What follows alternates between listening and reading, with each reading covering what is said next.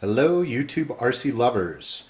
This is Theibault, aka Omar, and I'm here with you with a little RC blast from the past. So, in preparation for my TTO2 Type S build, I was just getting some things ready so that I could start filming. And one of the things I normally do with the Tamiya kits that come with the brushed motors is I take the time to break them in. Simple procedure, something I recommend. You'll find you'll get a little bit more out of your motor if you take a moment to break it in. But what better way to give you guys this amazing blast from the past? So this is a piece of vintage RC gear that I still use quite frequently. Anybody who's been around for a long time may have seen one of these. This is a Victor Engineering Super IQ, along with their Power One 20 amp power supply.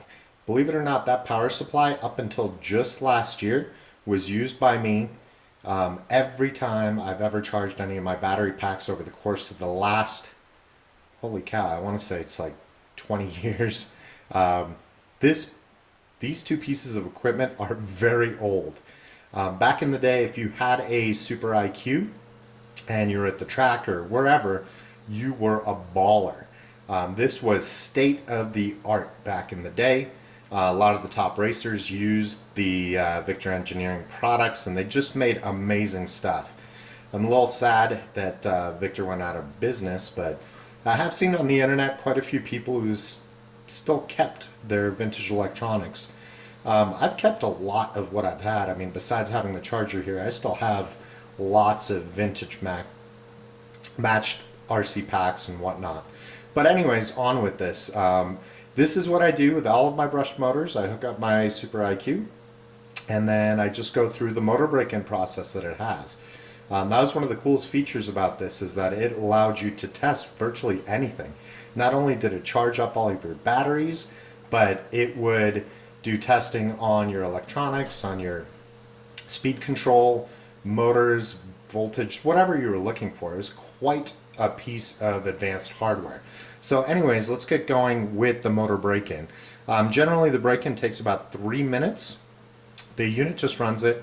As you can see, I do have a LiPo plugged in into the leads over here for a NiCad. That's one of the things that you needed with this unit, is to have a battery pack that was hooked up to it when you're doing a motor test. On off, pretty straightforward. Let's turn this guy on and straight into the menu. I don't know if you guys can see the menu from here, but it's just a little LCD display. Basically starts up with 3 options: charge, discharge, special functions, and a script access. You use the keypad to select what you want, so we're going to go into our special functions. There's tests and utilities. We're going to go into the tests. It'll cycle through the different options it has: battery test, full test, computer test, motor test, and it's the motor test we want. So we're going to choose 3. There's a current measurement one, there's a motor break-in, and a speed control test. And of course we're doing a motor break-in, so we'll take 2. It just asks you to hook it up. Motor gets hooked up. This goes to our power supply. Have to have a battery plugged into it, which is what's going to power the motor. I don't know why they couldn't go through the power it gets anyways, but that's just the way this whole piece of equipment works. And once we have it connected, we hit 1. The process will be 3 minutes. I will just let it play through its 3 minutes. It really doesn't change the voltage or anything. It just goes through and breaks in your motor. And away we go.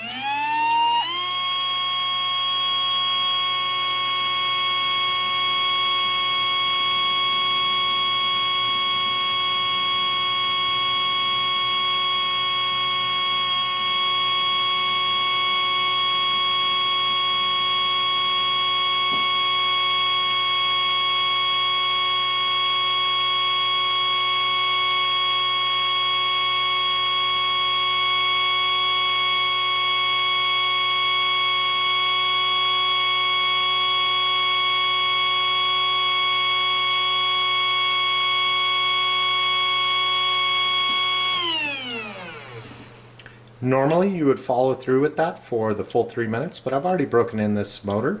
Just wanted to do a video. I didn't want to have you guys sit there through 3 minutes of this brush motor whining. But anyways, a little blast from the past, a look at my old Victor Engineering Super IQ 2 and the power supply for it. Hope you guys enjoyed this. If you have, please like and subscribe, and the next piece that you'll be seeing from me will be my TTO2 Type S build, so if you want to see that, make sure you subscribe to the channel so that you'll get all the updates. Thanks, and have a great day, guys.